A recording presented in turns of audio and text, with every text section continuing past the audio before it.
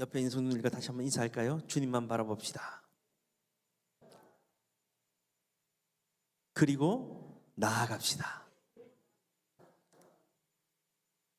오늘 두 번째 시간입니다. 발걸음이라는 주제로 갈 건데요. 세상으로 향하는 동행이라는 제목으로 함께 말씀 나누시겠습니다.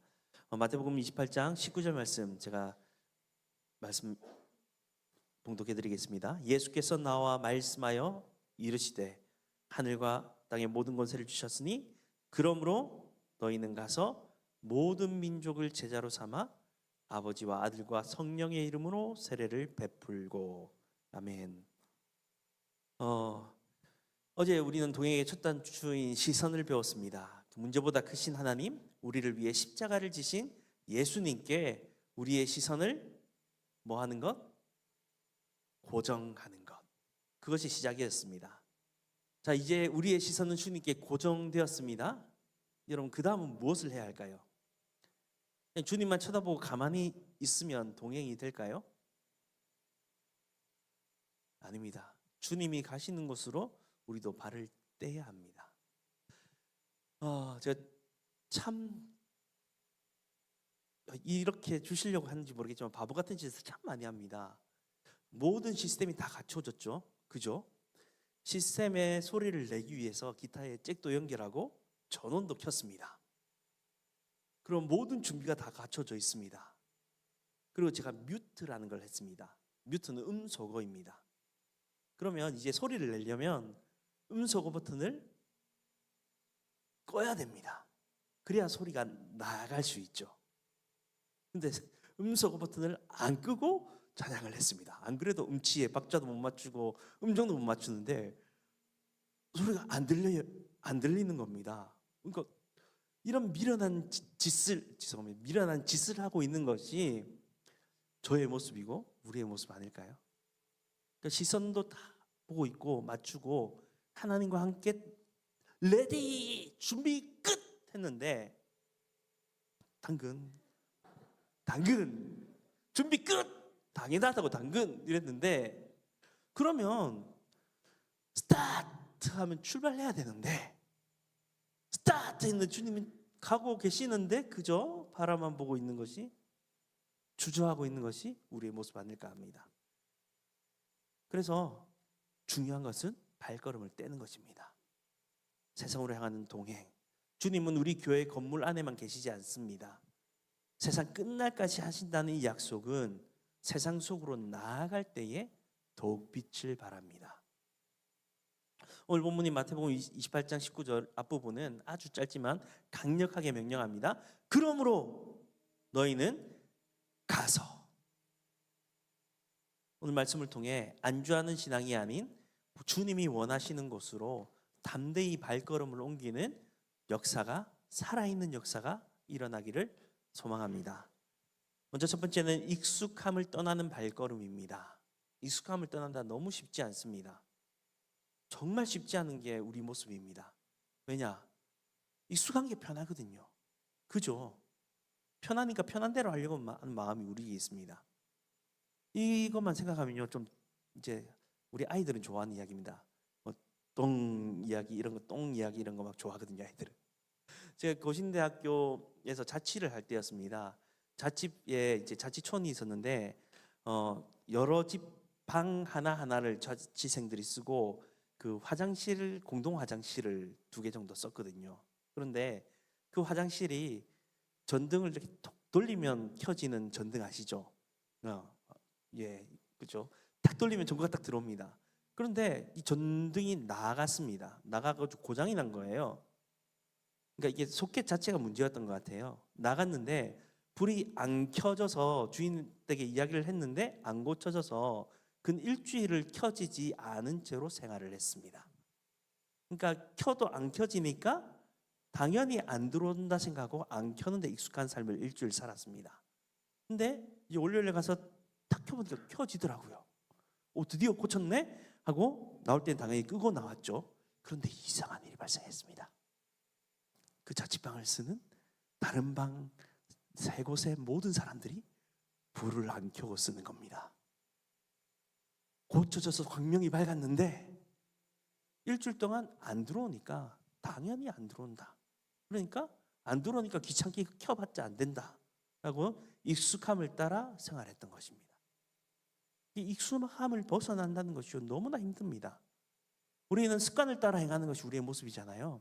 그래서 한 번쯤 이걸 교정해줘도 또다시 습관을 따라 나아가는 것이, 익숙함을 따라 나가는 것이 우리의 모습입니다. 이제 이것을 깨뜨려야 합니다. 근데 여기는 또 놀라운 비밀이 있습니다. 아브라함의 이야기를 통해서 한번 볼까요? 아브라함 12장을 보면 하나님께서 아브라함을 부르시는 장면이 나옵니다. 동행을 위해 가장 발걸음을 먼저 떼려면 해야 할 일이 있습니다. 바로 떠나는 것입니다. 떠나야지만이 그 발걸음을 걸어서 동행을 하는 것이죠. 12장에 보면 아브라함을 부르시는 장면이 나오죠. 너는 너의 고향 친척 아비의 집을 떠나 내가 내게 보여줄 땅으로 가라 명령하십니다. 이 주일 학교 친구들은 몇 명 없네. 좀 많았는데 죄송합니다. 제가 더 재밌게 아이들의 눈높이에 맞췄어야 되는데 이사를 가본 적이 있습니까? 우리 친구들 이사 가본 적 있어요? 집을 옮겨본 적, 손 부쩍 들었어. 네, 이사 가면 마음이 어때요? 유치원도 옮겨야 되고 학교도 옮겨야 돼요. 그럼 마음이 어때요? 그죠? 막 좀 가기 싫죠? 그죠? 왜냐하면 모든 친구들도 다 떠나야 되고 모르는 곳, 낯선 곳에 가야 하기 때문이에요. 정든 친구들과 헤어지고 떠난다는 게 참 두렵고 쉬운 일이 아닙니다. 그런데 아브라함을 부르실 때 75세의 할아버지가 되었습니다. 그만큼 나이가 들면 더 안주하고 싶은 마음이 있잖아요. 편하고 안전한 곳, 모든 것이 갖춰진 곳을 떠나야만 했습니다. 그런데요, 하나님은 목적지도 안 알려주셨어요. 그냥 내가 내게 보여줄 땅으로 가라 라고 말씀하셨습니다. 요즘으로 치면 낯선 곳, 모르는 곳에 갔는데 내비게이션도 안 켜고 목적지도 안 알려주고 일단 출발해 라고 하는 것과 같습니다. 그런데 창세기 12장 4절을 보면요, 이에 아브라함이 여호와의 말씀을 따라갔고 라고 말씀합니다. 롯도 그와 함께 갔으며 아브라함이 하란을 떠날 때에 75세였더라. 여러분, 이것이 믿음입니다. 계산해보고 가는 것이 아닙니다. 내 눈앞의 현실보다 하나님의 말씀을 신뢰하기에 익숙한 안전지대를 박차고 나아가는 것입니다. 그런데 말입니다, 자세히 보면 여기 또 놀라운 비밀이 하나 숨어져 있습니다. 일단 창세기 11장 31절과 32절을 보면요, 데라가 갈대아인 우르를 떠나 가나안 땅으로 가고자 하더니 하란에 이르러 거기 유하더라. 데라는 하란에서 죽었더라. 여기까지가 12장 1절 앞에 일어난 일입니다. 그러면요, 잘 보세요. 12절에 뭐라고 돼 있죠? 12절 1절에 보면 너는 너의 본토, 친척, 아버지의 집을 떠나라고 했습니다. 아브라함이 한 게 있나요? 이미 그 아버지 데라가 본토 땅을 가족들을 다 데리고 나왔습니다. 그리고 하란에 거주했죠. 하란에서 데라는 죽었습니다. 그런데 하나님은 아브라함이 고향 친척집을 떠난 것이 아닙니다. 그의 아버지를 통해 다 이루게 하셨습니다. 그리고 아브라함은요, 여전히 조카 롯을 데리고 함께 가고 있습니다. 사실요, 아브라함이 순종한 것이라고는요 단 1도 없습니다. 그런데요, 하나님은 은혜로 그를 바라보십니다. 히브리서 11장 8절은요, 아브라함에 대해 이렇게 증언합니다. 이렇게 평가합니다.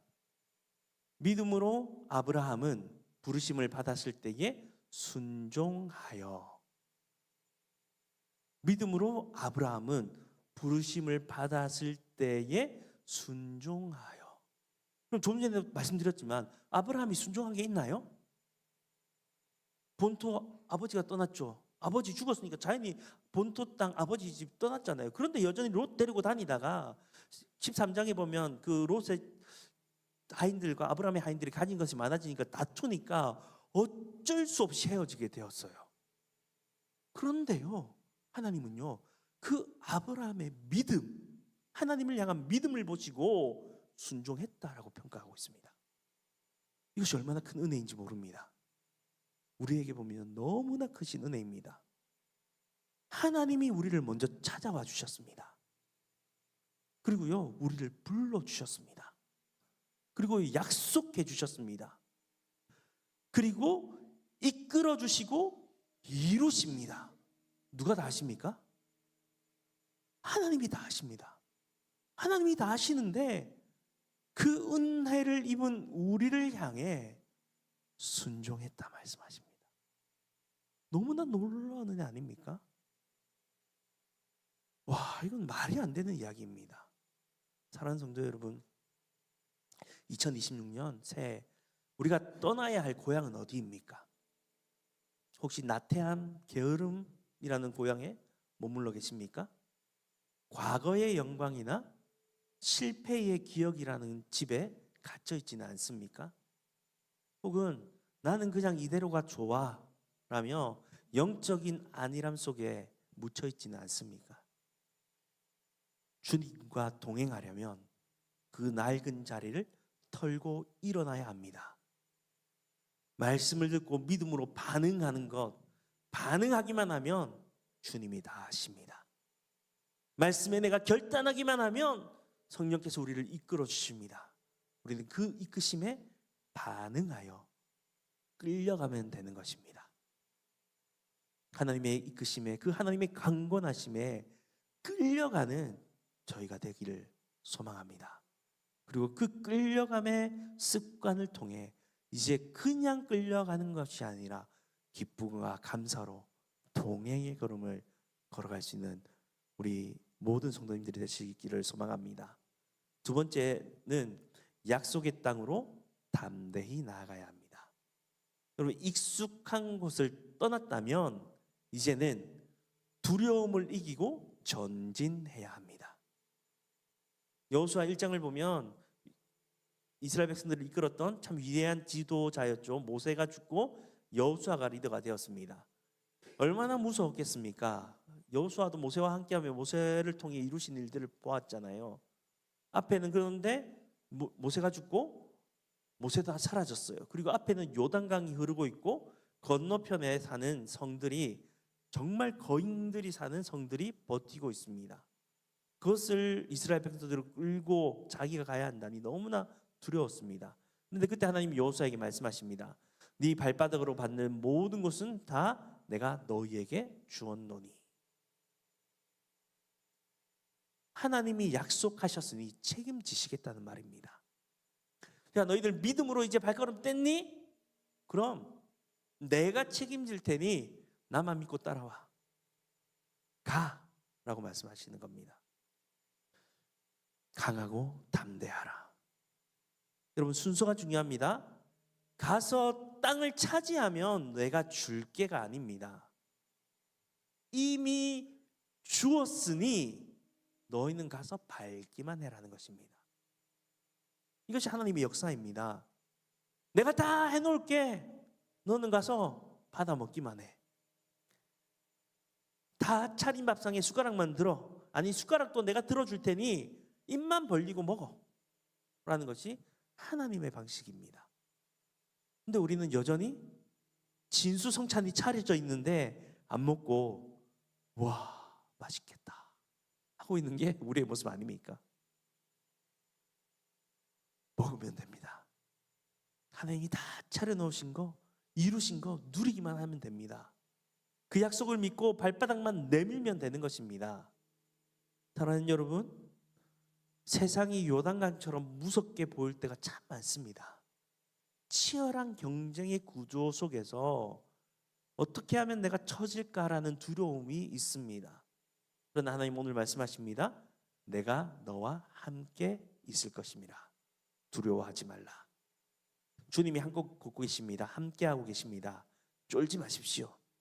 우리가 말씀을 붙들고 내딛는 그 발걸음이 닿는 곳마다 하나님의 나라가 임할 줄 믿습니다. 이제 발걸음을 뗐습니다. 익숙함을 벗어나서 발걸음을 뗐습니다. 그 다음에 우리가 누려야 할 것은 세 번째, 성령의 인도하시는 발걸음을 걸어가야 합니다. 참 우리의 발걸음 무겁습니다. 하나 떼기가 너무나 무겁습니다. 그런데 떼기만 하면요, 성령께서 우리의 발을 들고 나아가게 하십니다. 그 성령의 인도하심을 따라 나아가기만 하면 됩니다. 이 동행하는 발걸음은요, 내 고집을 꺾는 발걸음입니다. 제일 힘듭니다. 하나님은 가라 하시고요, 발걸음을 떼서 이끄시는데 자꾸 우리는 우리 고집대로만 가요. 고집을 안 꺾어요. 저를 두고 하는 말입니다. 고집 세다는 말 진짜 많이 듣거든요. 고집 꺾기가 어찌나 그리 힘든지요. 그죠? 근데 진짜 버틸 사람 앞에서 버텨야지. 하나님이 말씀하시는데 버티고 있는 미련한 모습, 참 바보 같을 때가 많습니다. 오늘 보면요, 그 사도 바울도 그런 사람 중에 한 명이었습니다. 정말 신약 성경에 엄청난 역사들을 이룬 사도 바울도요, 자기 고집이 너무 셌어요. 사도행전 16장을 보면요, 사도 바울은 그 아시아로 가서 복음을 전하고 싶었습니다. 오늘날 말하면 튀르키예 지역으로 가서 복음을 전하고 싶은 마음이 있었습니다. 선교 전략도 짰고 일정도 다 짰습니다. 모든 계획을 다 짜놓고 이제 가려고 하고 있는데 성령님이 그 길을 막으십니다. 예수의 영이 허락하지 아니하신지라 말씀합니다. 바울이 어떻게 합니까? 하나님, 제가 좋은 일 하겠다는데 왜 막으세요? 하나님, 이렇게 다 일정도 짜놓고 계획도 다 짰지 않습니까? 막으려면 진작에 막으시지. 계획도 다 짜고 전략도 다 짜고 이야기 다 내고 이제 출발하기만 하면 되는데 왜 못 가게 하십니까? 라고 하지 않았습니다. 멈춰섰습니다. 왜 그랬을까요? 왜 그랬을까요? 이미 많이 경험했거든요. 이미 자신의 계획과 자신의 뜻을 따라 하려고 했는데 하나님이 인도하시는 걸 경험했었거든요. 그러니까 이제야 멈춥니다. 멈추고 하나님의 인도하심을 구했을 때의 환상을 봅니다. 마게도냐 사람, 유럽 사람이 손짓하며 건너와서 우리를 도우라 라는 환상을 보게 됩니다. 그때 바울의 반응이 10절에 나옵니다. 바울이 그 환상을 보았을 때에 우리가 곧 마게도냐로 떠나기를 힘쓰니 이는 하나님이 저 사람들에게 복음을 전하라고 우리를 부르신 줄로 인정함이로라. 인정하는 게 그렇게 힘듭니다. 하나님 말씀하신 거 알겠고요. 하나님 뜻도 알겠고요. 그런데 이렇게 할래요 하고 가는 건 우리의 모습. 그 하나님을 인정하지 않는 모습입니다. 하나님을 인정한다면요, 깨닫게 하신 대로 말씀을 주신 대로 나아가야 합니다. 우리의 계획이 막힐 때가 참 많습니다. 내가 원했던 대학, 내가 원했던 직장, 내가 계획한 사업의 길, 내가 원했던 그 모든 계획들이, 길들이 막힐 때가 있습니다. 여러분, 그때가 중요합니다. 동행은요, 내가 앞장서서 주님 따라오세요 하는 것이 아닙니다. 하나님 막으시는 이유가 있습니다. 왜 막으시나요? 더 좋은 것을 주시려고. 내가 계획했던 것보다 더 큰 은혜를 주시려고 막으시는 것입니다. 그런데 내가 끝까지 고집 부려서 가면요, 요만큼밖에 없지 못해요. 근데 이만큼 없는 길도요, 너무 힘들고 어려워요. 그러고는 우리는 하나님 앞에 투정 부리죠. 하나님 도대체 왜 이러세요? 지가 다 해놓고 자기가 다 선택했고 자기 고집대로 다 가고 하나님 말씀하신다, 아니야 그게 아니고 이거 왜요 해놓고는 어렵고 힘드니까 하나님 도대체 나한테 왜 이러세요? 왜 이렇게 힘들게 하세요? 라고 하는 게 참 우리의 모습일 때가 너무 많지 않습니까? 하나님 그 막으실 때에 하나님이 예비하신 그 더 좋은 길을 신뢰함으로 그 인도하심을 따라가야 합니다. 주님이 우회전하면 나도 우회전하고, 주님이 멈추시면 나도 멈춰서는 것입니다. 나의 선교지가 아니라 주님의 선교지로 갔던 바울처럼 내 계획이 무산된 자리가 오히려 하나님의 더 큰 계획이 시작되는 자리인 줄 믿으시기 바랍니다. 내 계획이 막히는 것 같습니까? 기도하십시오. 하나님 얼마나 좋은 것을 주시려고요. 하나님 그럼 이제 내가 어디로 가면 되죠? 인도해 주세요. 그리고 성령의 인도하심을 따라 성령의 말하게 하심을 따라 나아가는 저 여러분이 될 수 있기를 소망합니다. 성령의 인도하심을 따라 나갈 때의 네 번째는 결단입니다. 결단으로 미지의 세계를 향해 나아갑니다. 알지 못하는 것, 정말 물음표로 가득한 그곳을 결단하며 나아가는 것입니다. 룻기를 보면요, 룻이 나옵니다. 룻은요 모압 여인입니다. 남편도 죽고 가진 것도 없는 과부였습니다. 그런데 정말 아무것도 없는 과부인 시어머니를 따라 나간다는 것은 그 당시로 보면요 미친 짓입니다. 모든 사람들이 다 말리고 특히 룻의 가족들은요 막 붙잡고 온갖 회유를 다 썼을 것입니다. 그리고 시어머니 나오미도 그 고향 베들레헴으로 돌아가려고 할 때 룻에게 이야기했죠. 너도 네 친정으로 가라. 새 출발해라 라고 그에게 이야기합니다. 그게요 합리적이에요. 그 당시 모든 사람들은 그렇게 했어요. 누가 봐도 그게 맞는 거였어요. 그런데요 룻은 놀라운 결단을 합니다. 무슨 결단입니까?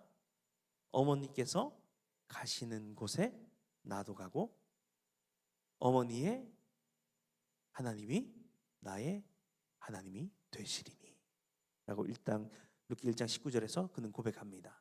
그럼 이것은 단순한 효도가 아닙니다. 나는 이제 우상을 섬기는 모압을 떠나 여호와 하나님과 동행하는 삶을 살겠습니다. 죽음 외에는 그 무엇도 나를 막을 수 없습니다라는 신앙의 고백이요 결단인 것입니다.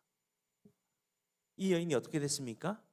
아무도 보이지 않는 그 미지의 세계, 물음표 정도가 아니라 다들 죽는다, 가면 살 길이 없다, 너 어떻게 하려고 그러냐, 그거는 정말 아니다 라고 말렸던 그 길을 결단하며 나아갔을 때에 그는 다윗의 증조 할머니가 되었고 예수 그리스도의 족보에 오르는 영광을 얻게 되었습니다. 여러분 오늘 이 결단이 저 여러분 가운데 있기를 소망합니다.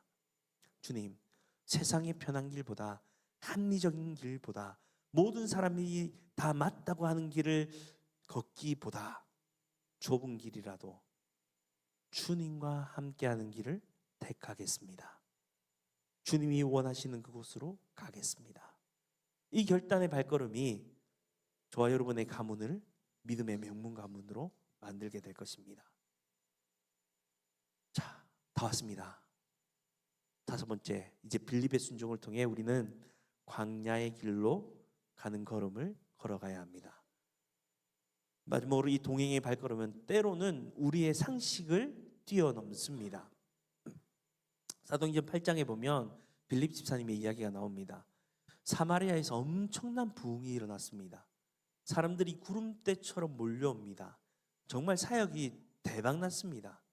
그런데 갑자기 주의 사자가 말합니다. 일어나서 남쪽으로 향하여 가서로 내려가는 길까지 가라. 그 길은 광야라. 그럼 사람이 많은 도시를 떠나 아무도 없는 사막으로 가라는 것입니다. 그럼 말이 됩니까? 효율성이 떨어지지 않습니까? 정말 지금 부흥이 일어나고 지금 이때 물 들어올 때 노져야 되는데 정말 복음이 증거되고 흥황해서 막 부흥의 역사가 일어나고 있는데 그러면 하나님 더 사람들이 많은 곳으로 가서 정말 큰 부흥의 역사가 일어나야 되는데 사막으로 가라는 것입니다. 말이 안 되는 이야기입니다. 그런데 빌립은 27절을 보면 8장 27절을 보면 일어나 가서라고 기록하고 있습니다. 군말 없이 갑니다. 갔더니 누가 있었냐면 에티오피아 내시가 있었습니다. 에티오피아 내시 한 사람이 수레를 타고 가고 있었습니다. 빌립이 그에게 복음을 전하자 그가 믿고 세례를 받고 아프리카 내륙으로 돌아가서 복음의 씨앗이 심기게 되었습니다. 사랑하는 여러분, 때로는 하나님이 여러분을 정말 생각하지도 않은 곳으로, 화려한 것이 아니라 외롭고 힘든 곳으로 보내실 수도 있습니다. 아무도 알아주지 않는 자리로 우리를 보내실 때도 있습니다.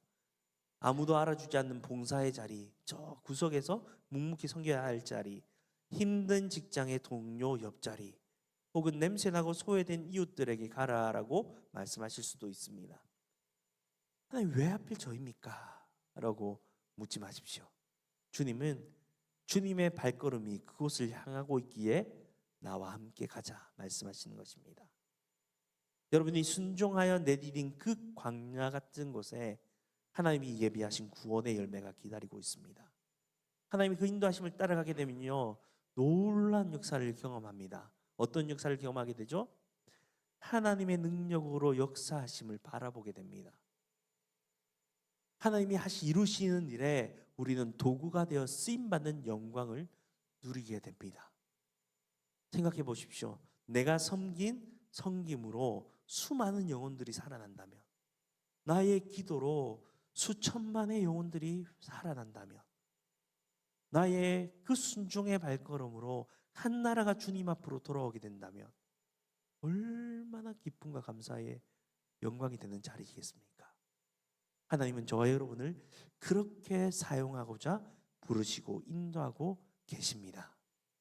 말씀을 맺겠습니다. 어제 우리는 시선을 배웠습니다. 믿음은 눈을 들어 주님을 바라보는 것입니다. 그리고 오늘은 우리는 발걸음을 배웠습니다. 믿음으로 바라본 그 주님을 따라 발을 내딛는 것입니다. 그러기에는 익숙함을 벗어나야 합니다. 믿음으로 결단해야 합니다. 그리고 순종의 걸음, 내 생각과 내 계획과는 다르다 할지라도 그 인도하심을 따라갈 수 있는 믿음의 순종이 필요합니다. 기억하십시오. 눈은 하늘을 향해 있는데 발은 땅에 붙박혀 있다면 그것은 살아있는 신앙이 아닙니다. 동행은 관념적인 이야기가 아닙니다. 생각이 아닙니다. 동행해야지라고 생각하고 끝내는 것이 아닙니다. 동행은 이동입니다. 역동적인 것입니다. 내가 머물렀던 자리를 박차고 주님이 계신 곳으로 나의 위치를 옮기는 것이 진짜 동행입니다. 그래서 오늘 주님은 우리에게 그러므로 내가 다 할게, 내가 인도할게, 너는 따라오기만 해. 그러면 내가 놀라운 거 경험하게 해줄게. 그런데 거기다 네가 그것을 누리는 영광을 줄게. 그러므로 너희는 가서 라고 말씀합니다. 여러분, 이건 부탁이 아닙니다. 하늘과 땅의 모든 곳을 가진 왕의 파송 명령입니다. 오늘 이 밤 하나님이 저와 여러분을 향해 묻고 계십니다. 너는 언제까지 익숙한 아브라함의 고향에 머물러 있겠느냐? 너는 언제까지 요단강이 무섭다고 여호수아의 강가에서 떨고만 있겠느냐? 너는 언제까지 너의 계획만 고집하며 성령의 인도하심을 막고 무시하겠느냐? 여러분, 이제 결단하십시오. 배는 항구에 정박해 있을 때가 제일 안전합니다. 그렇죠? 그런데 배는요, 항구에 정박해 있으라고 만든 것이 아닙니다. 왜 만들어진 것이죠? 항해를 하기 위해 만들어진 것입니다. 거친 파도를 헤치고 저 대항으로 나아갈 때에 배의 진정한 목적이 달성되는 것입니다. 저희도 마찬가지입니다. 언제까지 우리끼리 모여 좋다, 따뜻하다, 은혜롭다 하고 계시겠습니까? 그것은요, 그들만의 리그. 세상은 그런 우리를 보면서요, 저것끼리 좋다 라고 끝나게 될 것입니다. 그러면 우리는요, 거대한 유람선은 될지언정 구조선은 될 수 없습니다. 2026년 우리 교회에 하나님이 주시는 그 복음의 열정, 야성을 회복합시다. 우리의 삶의 안주의 닷을 끌어올리고 하나님의 그 말씀을 따라 순종의 항해를 나아갈 수 있기를 바랍니다. 익숙한 각오, 나의 습관, 내 중심적인 생각의 밧줄을 끊어버리십시오. 그리고 믿음의 돛을 높이 올릴 때에 성령이 바람을 불게 하시고 우리를 가게 하실 것입니다. 성령의 바람에 이끌려 갈 때에 우리는 하나님의 놀라운 역사를 경험하게 될 것입니다. 여러분, 내딛는 그 한 걸음이 들어오십니까? 걱정하지 마십시오. 이미 말씀드렸던 것처럼 우리가 가서 제자 삼는 것이 아닙니다. 가시는 주님을 따라가는 것입니다. 주님이 맨 앞에 서 계십니다. 그분이 앞서 가시며 모든 길을 정리하시고 그 길을 따라올 수 있도록 편안하게 우리를 인도하십니다. 하나님이 이루신 그 모든 것을 그저 따라만 갔을 뿐인데 우리가 순종했다라고 말씀해 주신 놀라운 은혜를 주십니다. 오늘 이 기도의 자리가 단순히 앉아서 기도하는 자리가 아니라 세상을 향해 믿음의 발걸음을 내딛는 시작이, 출정식이 될 수 있기를 소망합니다. 주님이 가라 하십니다. 세상이 준비되어 있습니다. 우리를 기다리고 있습니다. 두려움을 떨치고 주와 함께 힘차게 나아갈 때에 주님 준비하신 그 모든 역사를 믿음으로 누리는 저와 여러분, 우리 교회가 될 수 있기를 소망합니다. 우리 시간 다 같이 말씀을 기억하며 결단하며 찬양과 고백으로 나아가겠습니다.